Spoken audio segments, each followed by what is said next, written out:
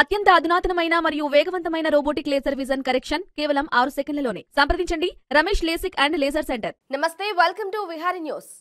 దేశంలో లోక్సభ ఎన్నికలకు సమయం దగ్గర పడుతూ ఉండటంతో రాజకీయం రోజురోజుకి వేడెక్కుతోంది. ప్రధాన పార్టీలన్నీ గెలుపే లక్ష్యంగా వ్యూహాలకు పదును పెడుతున్నాయి. ఒకవైపు అధికార బీజేపీ హ్యాట్రిక్ కొట్టాలని ప్రయత్నిస్తుండగా, మరోవైపు కాంగ్రెస్ బీజేపీ వ్యతిరేక కూటమిని ఏర్పాటు చేసి ఎలాగైనా గద్దెదించాలని రాజకీయ రచనలు రంగరిస్తోంది. ఇందులో భాగంగానే కాంగ్రెస్ మాజీ అధినేత్రి సోనియా గాంధీ కీలక నిర్ణయం తీసుకుంది. అధికార బీజేపీని గద్దెదించాలని కాంగ్రెస్ కొన్ని పార్టీలతో కలిసి ఇండియా కూటమిని ఏర్పాటు చేసింది. అయితే ఈ కూటమిలో సీట్ల సర్దుబాటు కాంగ్రెస్కి తలనొప్పిగా మారింది. ఇటీవలే బీహార్ సీఎం నితీష్ కుమార్ కూటమి నుంచి బయటకు వెళ్లి బీజేపీతో జతకట్టారు. ఇక మరోవైపు వెస్ట్ బెంగాల్ సీఎం మమతా బెనర్జీ సైతం ఒంటరిగానే పోటీ చేస్తామన్నారు.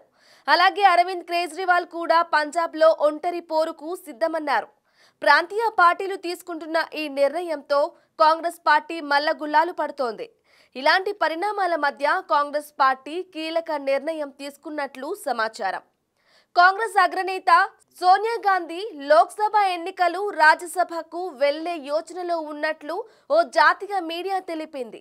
అలాగే ప్రస్తుతం సోనియా ప్రాతినిధ్యం వహిస్తున్న రాయ్ బరేలీ లోక్సభ సీటును ఆమె కూతురు ప్రియాంక వాద్రాకు ఇచ్చే అవకాశం ఉందని తెలుస్తోంది. అయితే ప్రస్తుతం ఉన్న రాజకీయ లెక్కల ప్రకారం కాంగ్రెస్ మాజీ అధినేత్రి సోనియా గాంధీ రాజస్థాన్ నుంచి రాజ్యసభ స్థానానికి నామినేట్ అయ్యే అవకాశం ఉంది. ఇందులో భాగంగానే ప్రియాంక గాంధీని రాయ్ బరేలీ నుంచి లోక్సభ ఎన్నికల బరిలో దింపాలని కాంగ్రెస్ భావిస్తోంది. సోనియా గాంధీ 2006 నుంచి రాయ్ బరేలీ నుండి లోక్సభకు ప్రాతినిధ్యం వహిస్తున్నారు.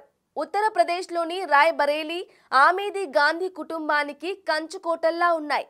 ఆ సమయంలో కూడా సోనియా గాంధీ రాయ్ బరేలీ నుంచి పోటీ చేసి గెలిచారు. రాహుల్ గాంధీ మాత్రం ఆమేథీలో బీజేపీకి నాయకురాలు స్మృతి ఇరానీపై ఓటమి చవిచూశారు. For more updates keep watching Vihari news.